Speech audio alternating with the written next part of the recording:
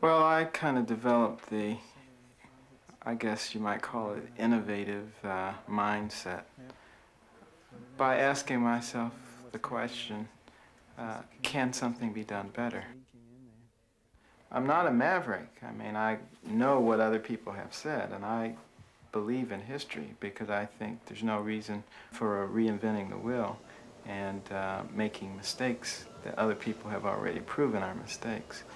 But by knowing that, and by, I think, having a good, solid foundation of knowledge, you can then conceptualize what the problems are and ask the question, is there a better way or another way to solve this problem?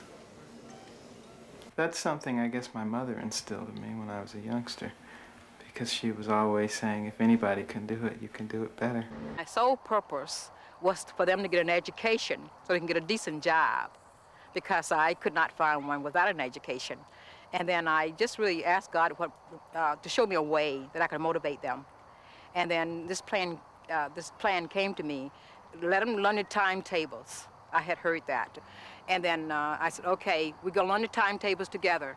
And so the second day came back, I said, how you done on the timetables?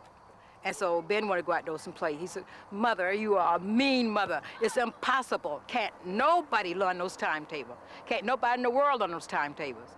I said, well, okay, you can figure out. You're smart. You can figure out how to learn them.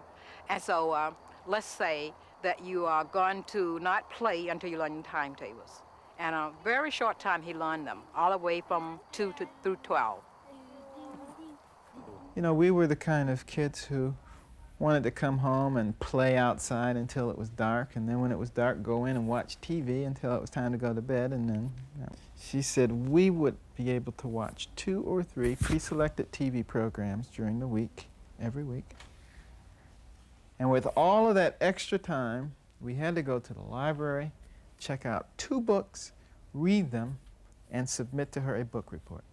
You see, my mother was a very, very persistent person. Well, interestingly enough, after a few weeks, I began to enjoy reading those books. I didn't like it much at first, but, you know, the books I started reading initially were about animals. I loved animals. Pretty soon I started reading about plants, and then I started reading about rocks and minerals. And I really got fascinated with rocks. And one day we were in science class. I was still in the 5th grade. And the science teacher held up a dark, glassy rock. And he said, does anybody know what this is? And, you know, I didn't put my hand up because I figured one of the smart kids would answer the question. And I looked around and nobody had their hand up. And I said, well, I knew what it was. You know, I'd been reading about this stuff, so I put my hand up. And everybody looked. Is that Carson with his hand up? You know, the teacher looked, they said. And the students were all, you know, they were taking in a big breath. They were getting ready for a hilarious laugh. They knew it was going to be funny what I had to say.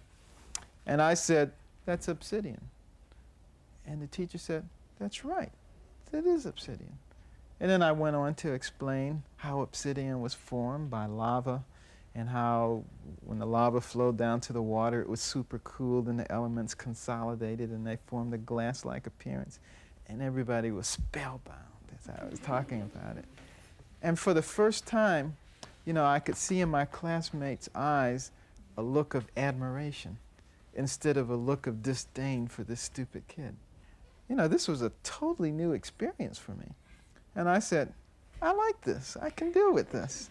And at that point, I couldn't get enough to read, because I said, now why can't I read about history and civics and science and math and everything else? And I started reading every book I could get my hands on.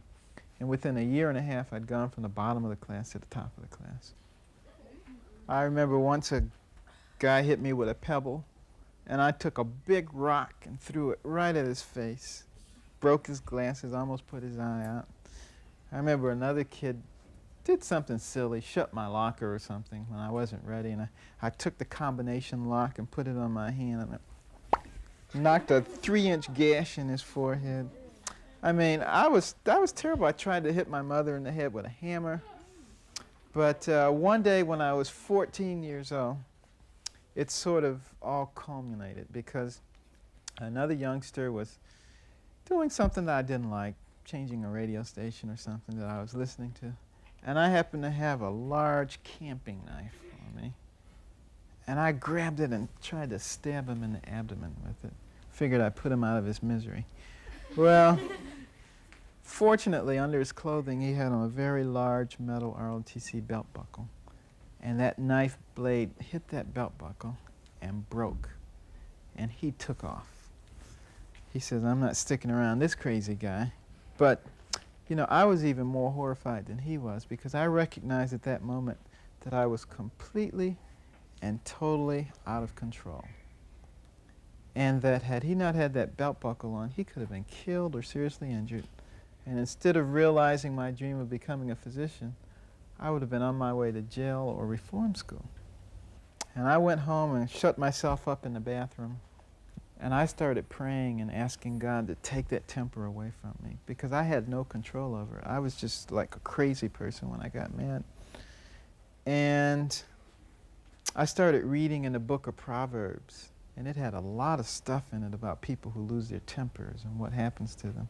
And it all seemed like it was written just for me. And I stayed in there for 3 hours, praying and contemplating and reading. And when I came out of that bathroom, the temper was gone. And I haven't had any problems with it ever since that time. And people who know me today can't believe that I used to be that way.